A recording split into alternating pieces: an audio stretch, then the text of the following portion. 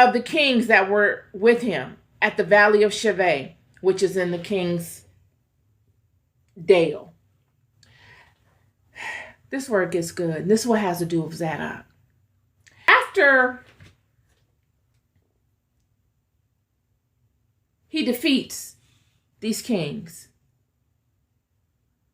they're backtracking. They're going back down through the area where the war happened, the valley of Siddem, and to bless him. Verse 19, and he blessed him and said, blessed be Abram of the Most High God,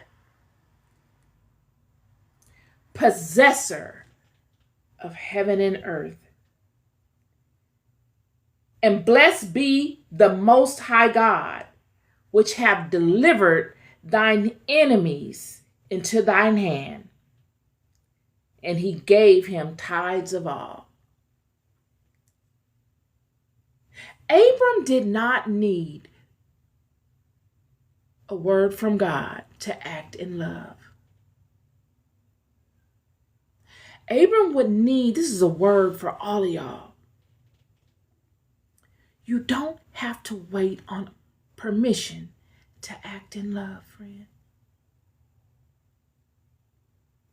You are the executor of your estate. You are the executor of your avatar and of your vine. You are the head and not the tail. This situation that Abram was posed with was another test, a monumental one. Yet Abram would not know that it was a test. All Abram would know was that what he loved was being challenged. His vine. Friend, when people come upon you to challenge your existence, when they come upon you to challenge that which you love, that is yours, it is for you to make executive decisions regarding it. It is not for you to tarry and wait for God to come and give you a word. What type of ownership do you have? What type of leadership skill do you possess? If you cannot lead your own flock, if you cannot manage your own stuff, if you need permission each and every interval, when we fast forward this,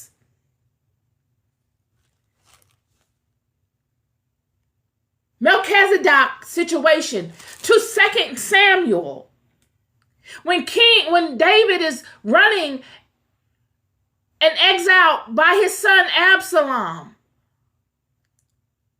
he doesn't get a word from God each step of the way as he did. Well, he never got a word from God when he ran from Saul. David doesn't get a word from God each step of the way as to what to do.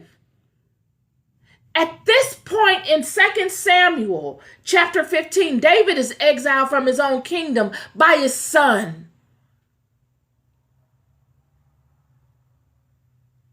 And he relies on Zadok of the line of Melchizedek, the priesthood, to be his seer, to be his buffer between he and God. He doesn't rely on Nathan. He needs a pure vessel that cannot be corrupted. Not that Nathan could. To be the buffer between him and God in this delicate situation. And David says in chapter 15, verse 27, and the king said also unto Zadok the priest, art thou not a seer? Return into the city in peace. Listen. And your 2 sons with you, Ahimaaz thy son, and Jonathan the son of Abiathar, See, I will tarry in the plain of the wilderness until there come word from you to certify me. David is defaulting back to this same man's vine, Melchizedek, in a pivotal time to see how God will reestablish him in his own kingdom. Because the king knows that this is not some happenstance that has come upon him. The king knows that this is something he brought upon himself by way of what he did to Uriah the Hittite. All of this chaos in his own house and between he and his children will come upon David because of what David did to another man. Because Bathsheba was pregnant with child by him. Melchizedek will come upon Abram and establish Abram. Abram has already been selected and made covenant, created a covenant with God. But Abram would need to experience certain things as tests to prove himself. And this deep act of love and integrity and character and loyalty, this is loyalty. And this is not loyalty to some riffraff. This is loyalty to things that matter. This is all leadership stuff. Abram didn't care nothing about the fact that he had 318 men. Had he had 2, he would have went to war with 2. 318 men against 800,000 is just like going to war with 2. He made do with what he had because of his knowing. And he allowed love, truth, to make up the difference. And it did. And this is what God needed to see of Abram. He didn't care what it looked like. I believe in miracles. I believe in the impossible. I believe in the unseen more than I believe in what I see. This is what Abram is speaking without saying it. And he comes out victorious. And immediately after, he is met by the high priest. He is met by the King of peace, by the King of righteousness. And he is blessed and established. He is reinforced, anointed, and has powerful words of goodness spoken over him that cover him with a force field of vibration.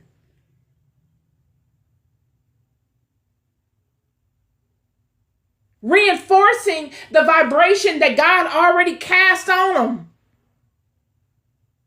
Friend, anyone coming against Abram is doing themselves dirty from this point on. Yet he carries himself in a way that he doesn't allow it to go to his head. He doesn't misuse it. He honors it. He will go on from there to issues with other nations and do the same thing he did with Sarah and say, this is my sister. He's still meek. He's still humble.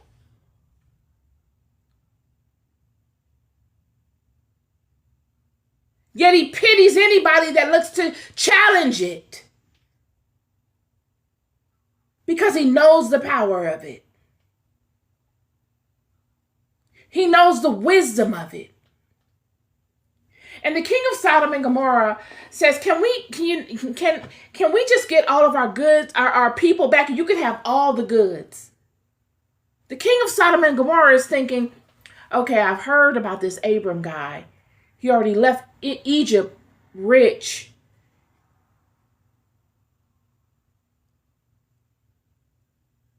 Maybe he'll give us our people back if we tell him he can have all the goods.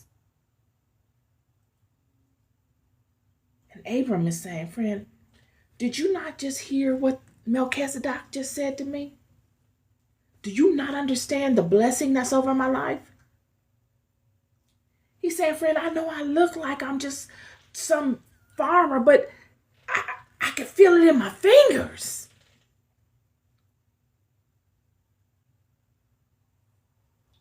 Do you think I care about your stuff? Do you think that's why I came over here and helped you? It's because I want your stuff? Friend, the only thing that led me to you is because you've got something I love amongst you. And by default, you've been blessed. Abram is saying, friend, I come with gifts. Monumental blessings. They follow me everywhere I go. I can either be a gift to you or I could be a curse to you. It's up to you. And how you deal with me and how you deal with what I love. I'm a blessing to you because I helped you get back what you lost. But I'm a curse to these